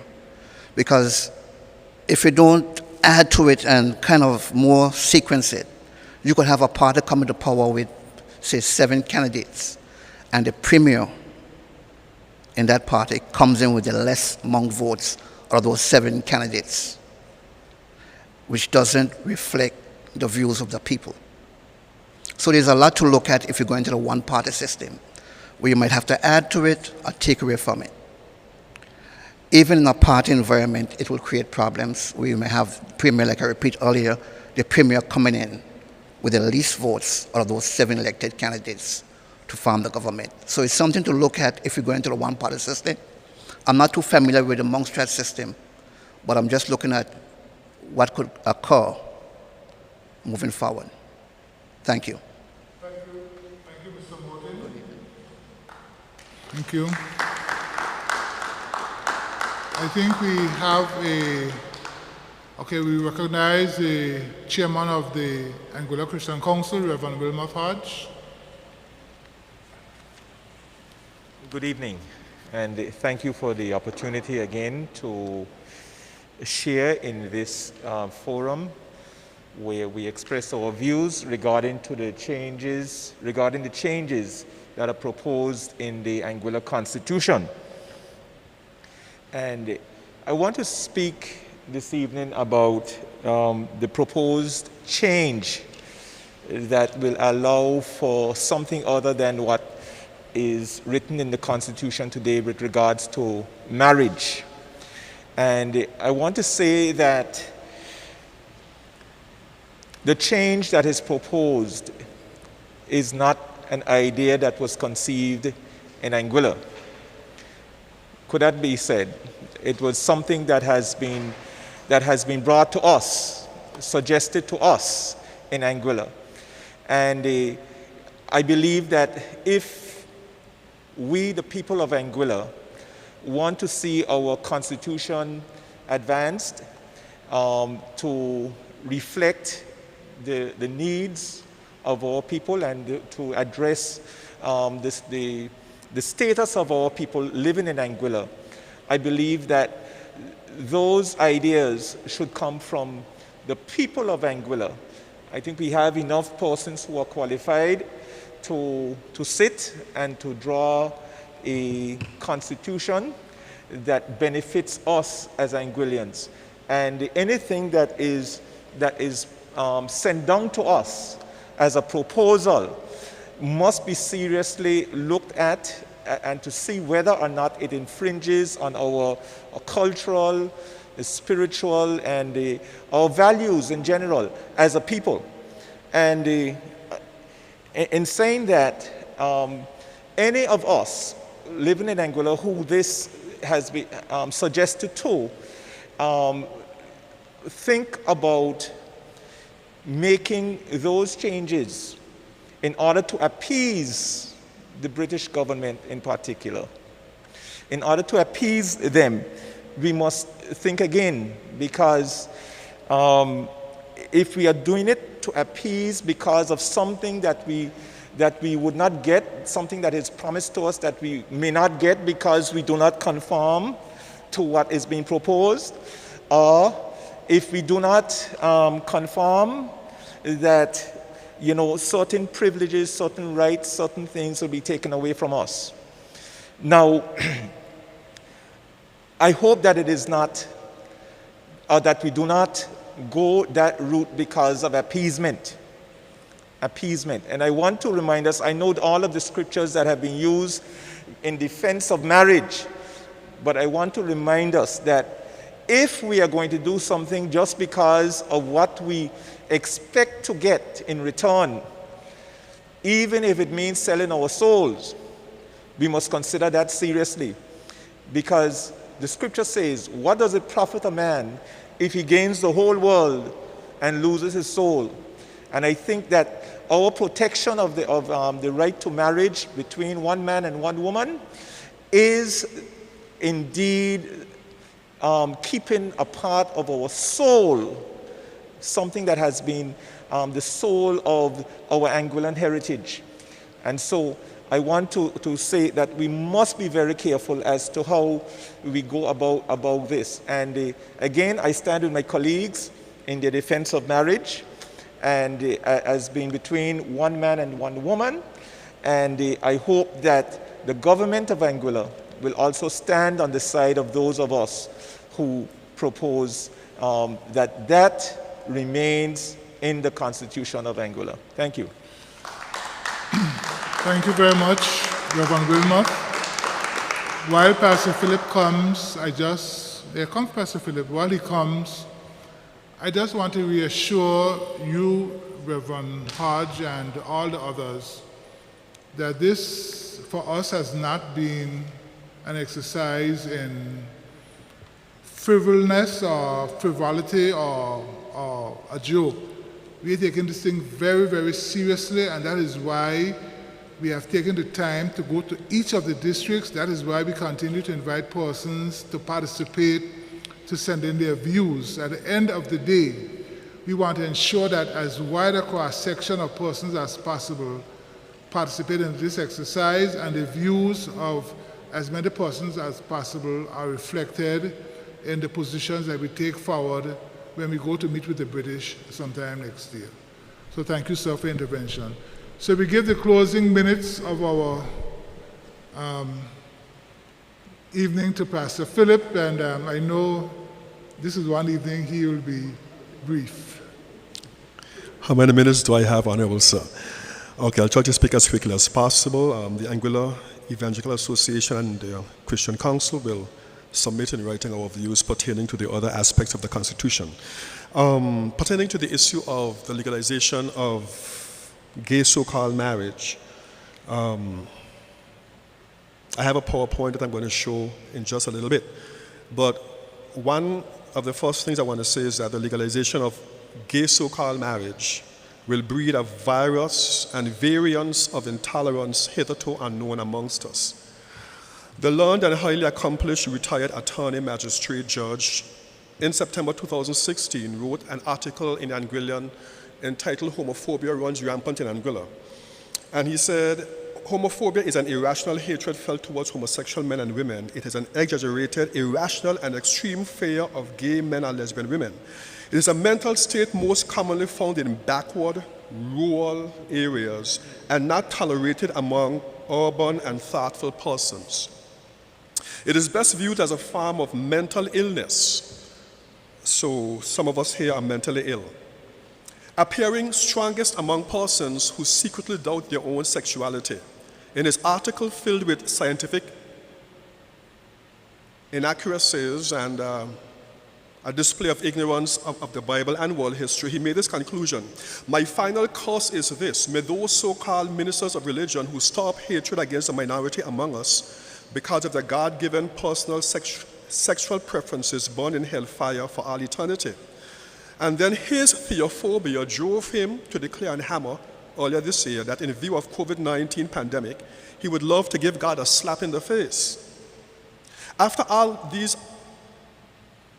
unprovoked attacks, this gentleman is able to walk free in Anguilla at any time, day or night, has not been harmed, no risk of any danger to any engagement that he's in, because the God that he's intolerant of has given him protection in a truly tolerant society. But to be championed at the same time, the enactment of so-called gay marriage that once enshrined in the Constitution, it will murder tolerance, free speech, victimize anyone who even say they love LGBTQ people, but disagree with their lifestyles. So loss of jobs, prosecution in court of law, imprisonment. So this is what we're looking at having introduced through our Constitution, a level of intolerance. People can curse God, say they're going to slap God, no harm to them. But if somebody, once you legalize that, if somebody just says, I don't believe two men should marry, they can be taken to court. You can say it as gently, as sweetly. You can tell your child, I will not call. You can tell your girl child who has breasts at the age of 14, you are not a boy. She can then take you to court and sue, and you can be arrested for being evil. That is the kind of tolerance, intolerance that this legislation is going to bring to us. And we are not speculating because it's happening around the world as we speak. Now, let's talk about the drivers of LGBTQ. Alfred Kinsey. Because to know the fruit, you have to know the root. Alfred Kinsey was an American biologist, professor of entomology and zoology, and sexologist who in 1947 founded the Institute for Sex Research at Indiana University, now known as the Kinsey Institute for Research in Sex, Gender, and Reproduction. Kinsey's research on human sexuality, foundational to the field of sexology, provoked controversy in the 1940s and 50s. This man's work is quoted as being the authority on sexuality. Very strange, very strange. His work has influenced social and cultural values in the United States as well as internationally. He is seen as the most significant sex researcher in history and is hailed as the father of the sexual revolution. The LGBTQ people, they are his descendants, they are his offspring.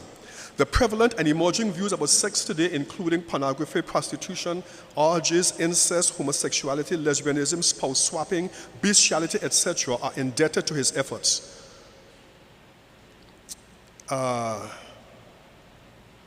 Researchers into Kinsey's methods, which purportedly catalog normal sexuality, have noted that he loaded the ranks of his test subjects with an inordinately high number of persons imprisoned for sexual deviancy, prostitutes and child molesters, criminals, estimated by one researcher as providing as high as 1/3 of his overall subjects. So what Kinsey said is reflective of society.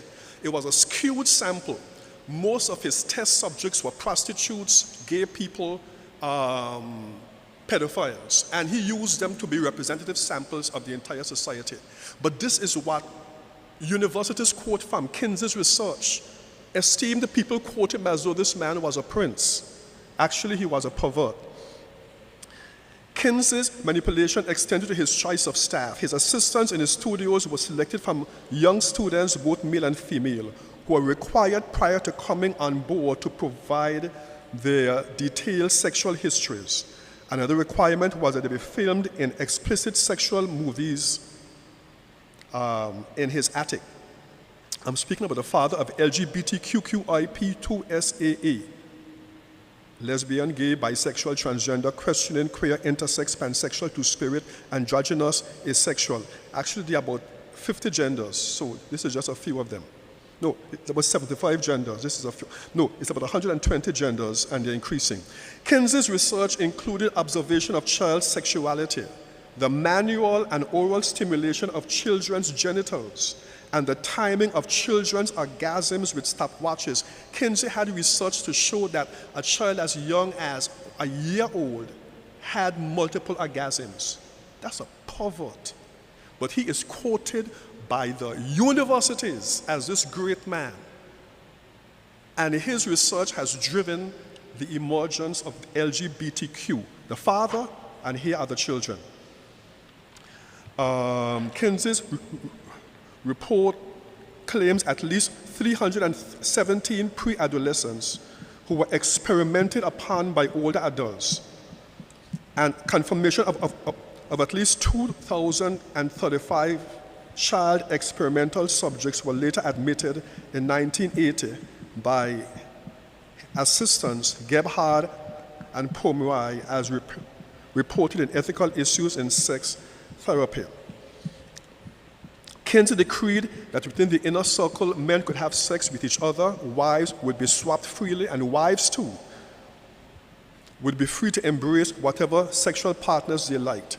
Kinsey himself engaged in various forms of heterosexual and homosexual intercourse with members of the Institute staff, including filming various sexual acts in the attic of his home. I'm speaking about the father of the LGBTQIQ2SAA, who want to have marriage changed in Anguilla to be between two men and between two women. This is their father. Kinsey got research. I won't even go into all of this, but because it's just twisted, I will share it on social solutions because of time.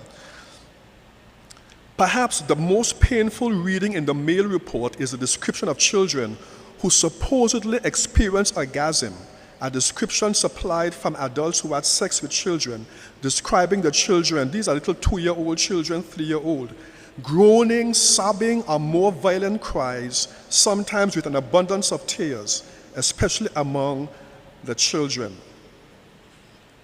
And Kinsey had this data.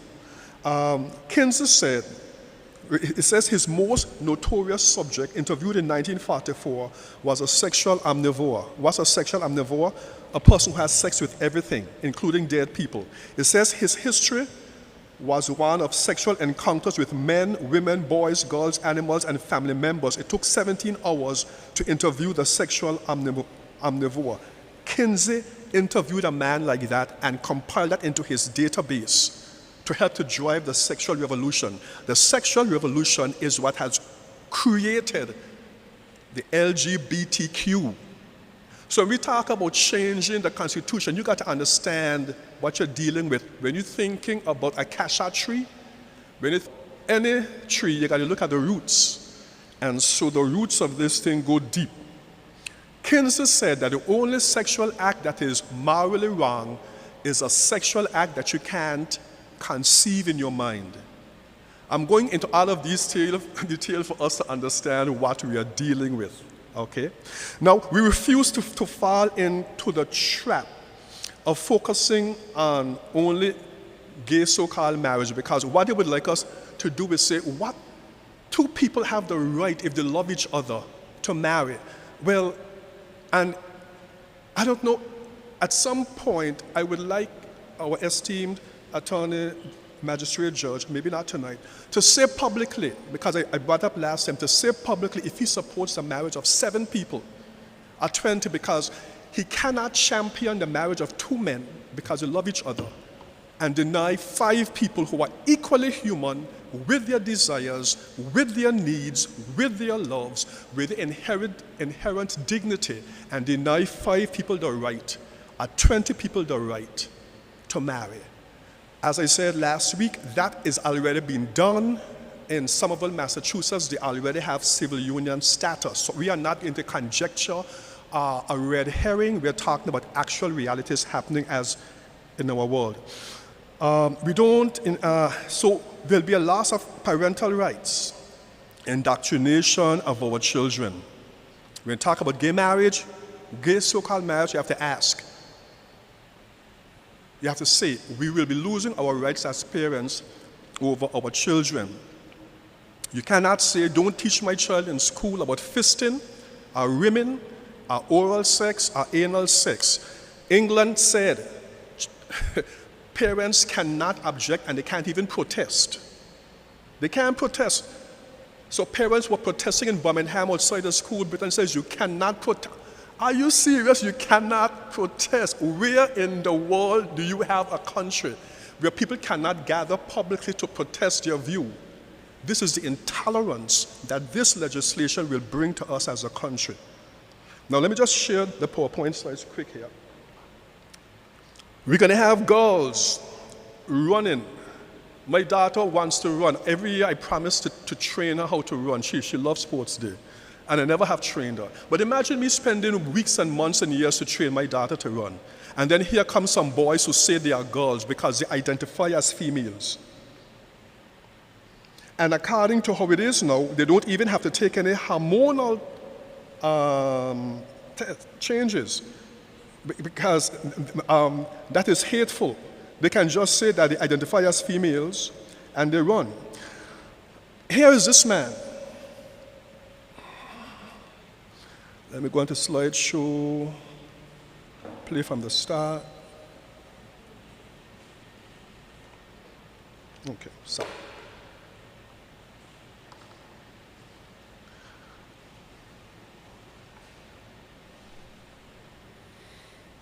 Okay, thank you so much. Let's look at some real-life victims. This is a man, handsome guy, and his beautiful daughter. So. He lives in Canada. His name is Robert Hoogland. Hoogland was arrested. A judge had issued the warrant and said Hoogland was in contempt of court after talking about the case in public and calling the child his daughter. His daughter was saying, I'm a boy. And the father is taken to court because his daughter called the police and said, my daddy is calling me daughter. And that was a crime. And is calling me she and not he. That was a crime. That is the tolerance that we are bringing into our country. I'm shocked that anybody in their right mind can champion that. This is not about 2 men having the right to marry or 2 women. It's bigger than that. It's worse than that. It is insanity coming into the front door, the back door, the middle door. Let me read on. According to Hoogland, his daughter started referring to herself as a male after watching the pro-transgender film Handsome and Majestic at school. At school. Parents can't object. You can't object. It is mandated in Britain.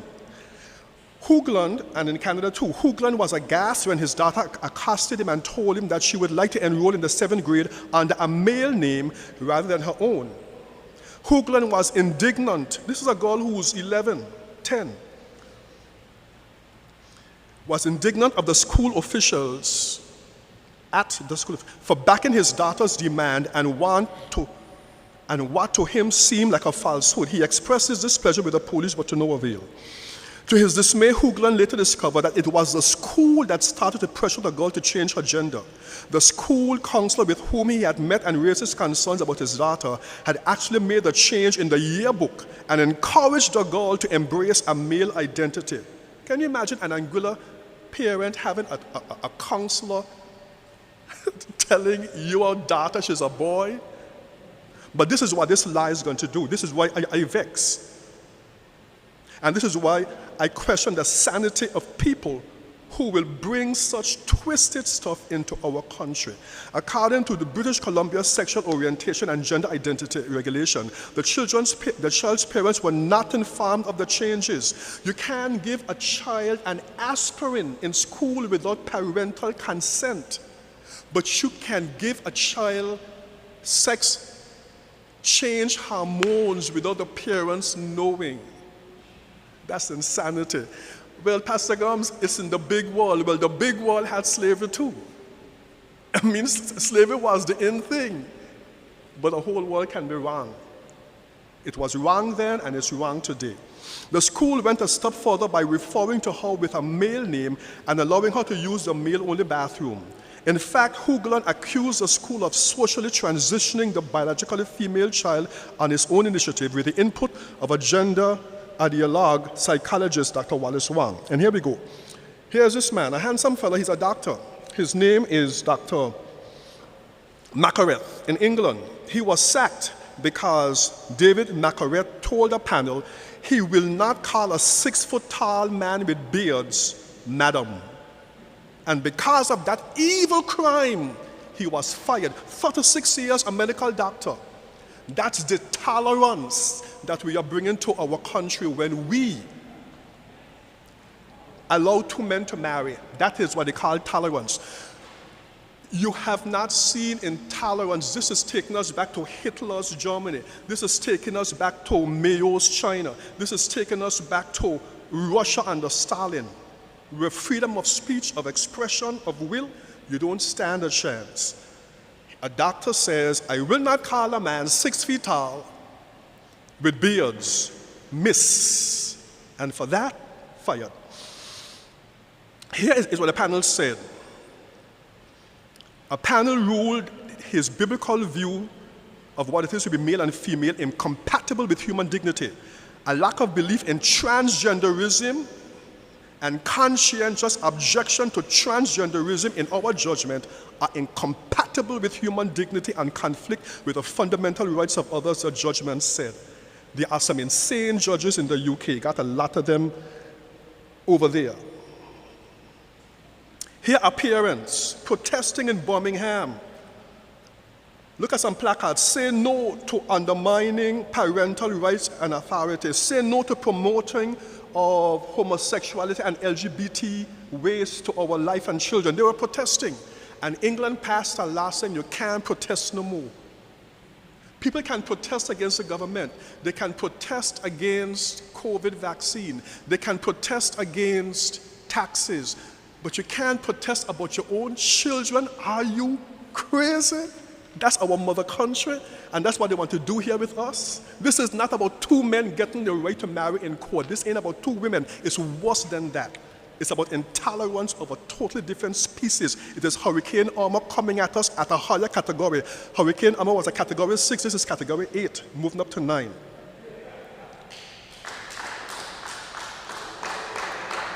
People protesting in Birmingham. You see this fellow here? The one in the dark shirt, that's my son. I tried to find a picture of him by himself, but I was rushing. What they have in their hands are 2 glasses. That's not wine. We don't drink wine. That's grape juice. Or whatever it is that the photographer put in their hands. But that son in the dark suit simply put this picture up in Birmingham. How do I go back on my slide? He simply put that picture up in Birmingham of parents protesting. And for that crime, the school went crazy. You are hateful. Just for saying, I agree with those parents. And he was called a hater. He was called homophobic. Are you serious? Are you serious? Are you? Listen, okay. So please, let's not fool ourselves about 2 men and 2 women. That's nonsense. So the other face is you, me. When this law passes, if it does, we will be arrested or we'll be sued, the pants off of us, lose our jobs, because somebody will use the Constitution to vent their intolerance against us. You don't take pictures of me for my wedding? Oh, you are homophobic. Oh, you don't want to play music? Aha, you're homophobic. So, and it goes on and on. So, let me just try to wrap this up now. That's enough of the PowerPoint, and I'm going to just try to land this plane fast.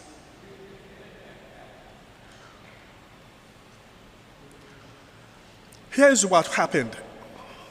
December the 15th, 2010, Columbia University professor David Epstein was charged with incest, accused of carrying on a 3-year affair with his adult daughter. ABC News reported, and I quote, Epstein's lawyer Matthew Galuzzo said there is an argument to be made in the Swiss case to let go what goes on privately in bedrooms. It's okay for homosexuals to do what they want in their own room, he said. So how is this different? In other words, if two men can have sex, why can't a father and his daughter have it? Because they love each other. Well, it's a taboo. So who cares about societal taboos? Get rid of that stuff. This is a modern age. Once we go this way, you can't stop anything. And this is why we say we have a petition for the sanctity and the sanity of marriage, because what this is bringing to us is pure insanity. Oh, England does it, Spain does it, Portugal does it, Norway does it, yeah. They also did slavery. And Britain hasn't apologized for, well, they made some official apology after somebody squeezed them by their neck and almost killed them. So they finally squeezed up, but they have not made any kind of, what do you call it, what is it now? Reparations for slavery. And then let me say this one here. There's a lie being hammered into our conscious and subconscious minds that Britain is a signatory to international laws, and so they have an obligation that is territories. That's a lie. The ECHR, let me read it. Let me read what it says. This is under the right to marry. I'm quoting from the European Court of Human Rights, ECHR. The court examined for the first time the issue of whether two persons who are of the same sex could claim to have the right to marry in the case of Schalk and Kauf v. Austria, and found that Article 12 of the Convention did not impose an obligation on the respondent states to grant same-sex couples access to marriage. While there was no convention right to same-sex marriage, the court allowed for the possibility that, in accordance with the convention's character as a living instrument, the right to marry enshrined in Article 12 might not in all circumstances be limited to marriage between two persons of the opposite sex. However, as matters stood at the material time, the question whether or not to allow same-sex marriage was left to regulation by the national law of the contracting state. This approach was also upheld in subsequent clause. So anybody who jumps around and tells us that Britain is a signatory to the laws passed on by the courts, so they have no choice. That's not true. Go online, look up the European Court of Human Rights, and don't let nobody give you a 6 for a 9. We all can read. And I close out by saying England and Europe at large are hypocritical when they say they are concerned about human rights. Human rights, my foot. They only recently apologized for slavery. They have been paying the slave masters from 1825 what would be in today's terms $300 billion for slavery, paying the slave masters for losing their slaves and gave not 1 cent to the slaves. And they finished paying that debt in 2015. You know what I mean? Every British taxpayer, including black taxpayers, were paying the millionaire descendants of the white slave masters for slavery. And Britain, by that, were embracing and kissing the faces of the slave masters for every time they lash a black slave, for every time they cut off a slave's heel, for every time they force a black man to rape his own mother and rape his own sister, Britain was in bed with those people up until 2015, paying back those millionaire descendants. David Cameron was one of those descendants of the slave masters. And Britain was paying them back, and they say they're concerned about human rights. Britain, as I said last week, is a place where pedophilia is rampant. Rampant. And I'm going to share that more on social solutions. There are police who have come clean and say what's happening. And the Chagosians in 1960s, they live in the Chagos Islands, and they were driven out by the British so that the US can have its second largest naval base in the world there. They live on Mauritius, and in the UK they have no place to live. They have been begging for the right to go back home. The United Nations ruled in their favor. Tony Blair was in power then. They still refused to let them go in. And now they live as refugees in Mauritius with no rights. And Britain refuses these people their rights. So when it talks about human rights, I say, please, Britain, go clean up your act. That's hypocrisy. But they're going to push strange rights that are wrapped up with disease. As I said last week, anal sex is 30 times more dangerous than vaginal sex. According to what I was told by a doctor, it is 3 times more dangerous than smoking. England wants to ban smoking by 2030. Not ban it, but have a smoke-free Britain, because they know it's bad. Anal sex is 3 times more dangerous. It was said last week that there are many women who are involved in anal sex. Yeah, but at least they got a choice. Gay men, that's all they got. It's a lifestyle that is just tight. 95% of gay men engage in anal sex. So let's not even conflate that. But the point is, it is still harmful whether it's done by men or women. But in homosexuality, they have no option. That's what they do. So let us please understand we are dealing with, as I said last week, there's no scientific basis for it, to prove that a person is born gay. And that is what science says overwhelmingly. A person can try to pluck at a few straws and draw some instances, but you cannot create a principle by exception. Science makes a clear statement, and even if somebody has a natural desire to steal, which is called kleptomania, you do not say, well, fulfill your urges, come into my house and just steal. You say, no, I'm sorry, control your urges, please. I want to thank you, gentlemen, for the opportunity, and God bless.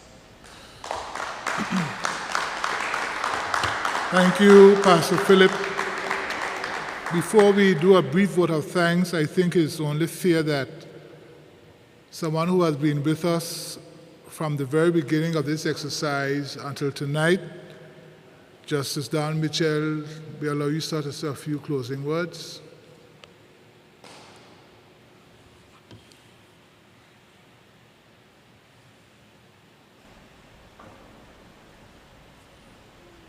Thank you, Mr. Minister. I would much rather be talking about the powers of the governor and the importance of the Integrity Commission, but since you told us to come prepared today to talk about gay marriage, I've made a few notes, and with your permission, I'd like to refer to them. And this is what I have to say. The right for gay people to marry is a fundamental human right recognized by dozens of countries around the world. And I am confident that if a poll were taken in Anguilla, most persons would be in favor of gays and lesbians having the same right to marry as homosexuals, yet a voluble minority still oppose it. This right is embedded in the Universal Declaration of Human Rights. The UK government is prohibited from allowing a constitution for Anguilla that is in breach of the declaration. I refer you to Article 16 in particular. I have some notes on it, but we don't have the time for me to explain what Article 16 says. And then reference was made to the 1950 European Convention on Human Rights. That convention extended the rights that are to be recognized beyond those adopted by the United Nations. And on Britain acceding to the European Union and accepting the convention as part of its own law, the convention was extended to Anguilla. Any Anguillan law contravening this convention is illegal. The United States government is prohibited from making any new constitution for Anguilla that contravenes the convention. This provides in Article 12 that men and women of marriageable age have the right to marry and to found a family. Note it doesn't say that men and women are allowed to marry each other. It is universally accepted that this right extends to gay marriage. Article 14 of the same convention buttresses and supports this right of gays and lesbians by prohibiting discrimination. It says that the enjoyment of the rights and freedoms set forth in this convention shall be secured without discrimination on any ground such as sex. And it goes on. The right of homosexuals and others to have their marriage recognized is further supported by Article 8, which provides for the right to respect for private and family life. Paragraph 2 explains that there shall be no interference by a public authority with the exercise of this right, such as is necessary in accordance with the law and is necessary in a democratic society in the interest of national security, and so on. Now, many liberal church members in all religions have been outspoken supporters of gay rights. Movements within churches have been aiming for a wider acceptance of gay rights. However, some religious leaders have been accused of sparking hatred and violence by arguing against gay rights. Because of their verbal opposition, some church leaders are guilty of causing suicides, murders, and great suffering for members of the gay and lesbian community. By preaching against gay rights, church leaders have furthered discrimination and vengeance upon the gay community. In addition, by turning away gays and lesbians, some churches have added to the alienation felt by same-sex couples. Now, we can obtain some guidance on how to view the question of gay marriage by looking at what happened in the United States. There, in 2015, in the case of Obergefell against Hodges, the Supreme Court clarified that the right to marry applies with equal force to same-sex couples as it does to opposite-sex couples. It held that the Constitution requires a state to license a marriage between two people of the same sex. In so holding, the court recognized marriage as being an institution of both continuity and change. Recent shifts in public attitudes respecting gay individuals necessarily informed the court's conceptualization of the right to marry. And it was in that judgment that the court recognized that the right to marry is grounded in 4 principles and traditions. These involve the concepts that, number 1, marriage and choosing whom to marry is inherent to individual autonomy. 2, marriage is fundamental to supporting a union of committed individuals. 3, marriage safeguards children and families. And 4, marriage is essential to the nation's social order because it is at the heart of many legal benefits. With this in mind, the court found no difference between same and opposite sex couples with regard to these 4 central principles. It concluded that a denial of marital recognition to same-sex couples ultimately demeans and stigmatizes those couples and any children of those partnerships. Given this conclusion, the court held that while limiting marriage to opposite-sex couples may once have seemed natural, such a limitation was inconsistent with the right to marriage inherent in the liberty of the person protected by the Constitution. It is my view, and I say this is my view, this is not the view of the Constitution and Electoral Reform Commission, because the subject was not discussed. So this is my view. It is my view that Anguillians ought to embrace the opportunity of the coming new Constitution and ensure that it includes language that does not stop gays and lesbians from enjoying the right to marry. In support, I recall the words of the Anglican Archbishop Desmond Tutu. He was the prominent anti-apartheid campaigner. He's a Nobel Prize laureate and chairperson of the Truth and Reconciliation Commission. In 1984, speaking about apartheid, he said, "Apartheid's most blasphemous aspect is that it can make a child of God doubt that he is a child of God. For that reason alone, it deserves to be condemned as a heresy." Now, more than a decade later, he used very similar words to denounce homophobia and heterosexism. He wrote that it was the ultimate blasphemy to make lesbian and gay people doubt whether they truly were children of God and whether their sexuality was part of how they were created by God. After he retired in 1996, he campaigned actively and successfully for the post-apartheid Constitution to be non-discriminatory in relation to marriage. In 2013, he made headlines with a clear and succinct statement that he would rather go to the other place than to a homophobic heaven. All freedom-loving people everywhere would happily join Archbishop Tutu wherever he is going to end up. Now, it is my view that there is not enough Christianity in pastoral prurience and Bible belting of some Pharisees to save the soul of a single sparrow. Thank you. Thank you, Justice Mitchell. What I'd just like to say, share one thing.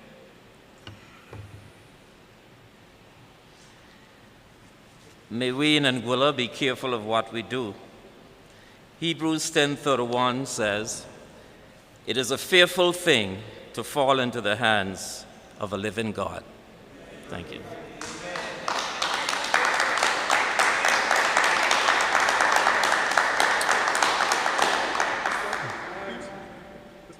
Okay. Just to say this, as a pastor, I work with people. I work with people of all walks of life. I have had a gay young man in my car who's saying, "Pastor, you shouldn't be driving in the car with me because people know I'm gay." I say, "So what? You're a human being." I deal with compassion. I spend hours of my time with people who are broken. He was raped when he was 7 years old. And everybody calls him gay and all kind of names. But I saw him as a young man with needs. I spent, a young lady shared about her lesbian lifestyle and how it began and the pain. As a pastor, I deal and other pastors deal with the raw wounds of society. We know what compassion is. Desmond Tutu does not represent the teachings of the Word of God. He has gone into a heresy of his own. The learned magistrate may quote him. It means nothing to us. He has embraced heresy, apostasy, so be it. That means nothing. That quote is like water, not even water from a duck's back. But we go by the Word of God, and we walk with gays and lesbians and show compassion. Our issue here is the activism that is seeking to subvert our laws. That is truth. Thank you.